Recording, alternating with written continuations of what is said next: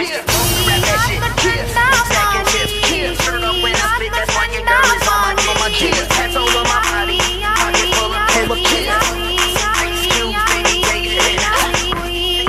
Everybody fucking with you.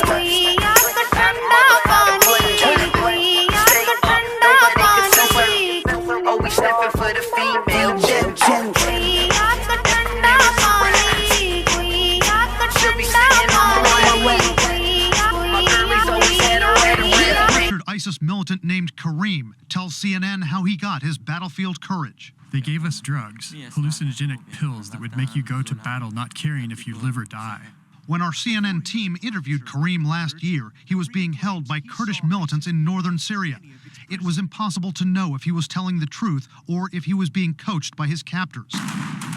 But tonight, a U.S. official tells CNN it's believed some jihadist fighters are using the drug Captagon, a dangerous and powerful amphetamine.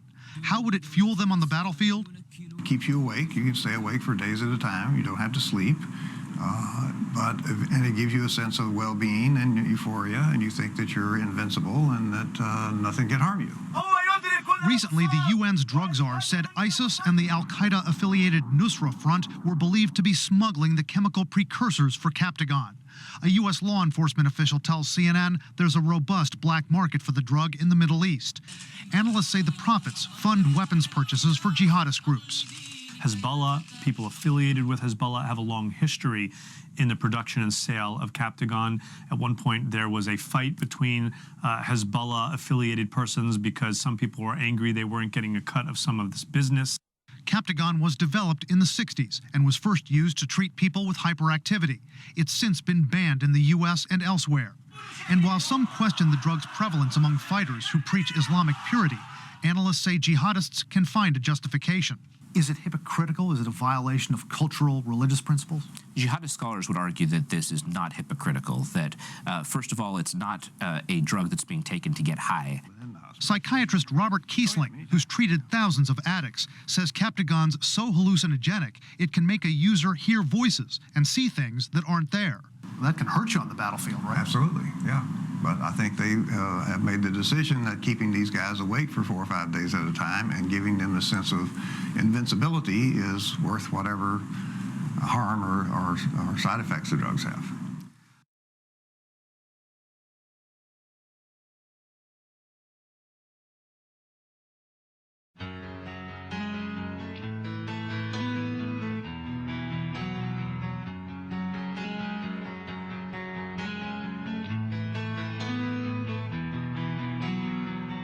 Underneath the trees, we watch the sky, confusing stars and satellites. I never dreamed that you'd be mine, but here we are, we're here tonight, singing, hey, man, I'm alive, singing, hey, man, I am alive.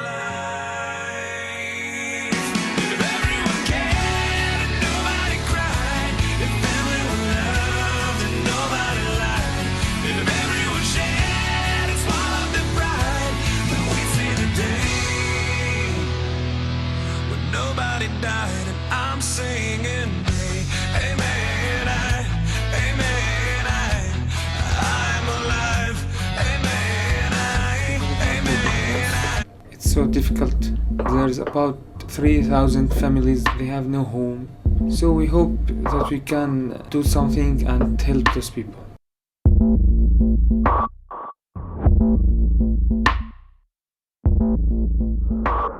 Syrian Arab Crescent now help about 3 million people in Syria. It's a dangerous and hard risk, but we have to do it. There's no normal life, there's no buildings, maybe buildings without windows, without doors, and in winter it's so cold. We have to do something to protect people from the diseases and illnesses.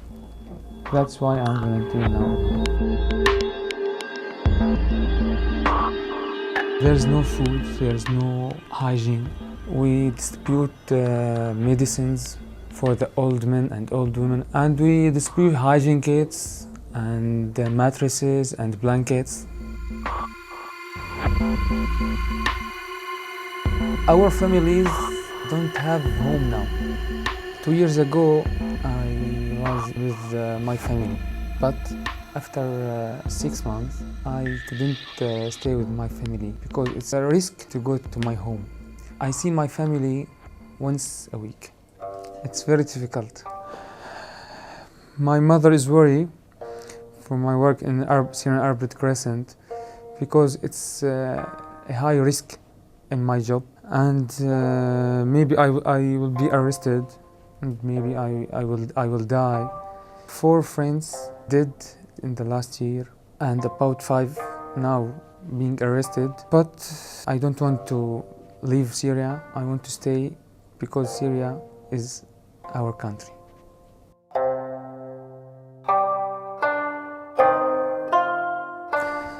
Syrian Arab Red Crescent do a great job in Syria. Please support it and let me help the people in Syria. When you support us, we can do something for children and for the women, and everyone now need our help. So we hope that you can help us.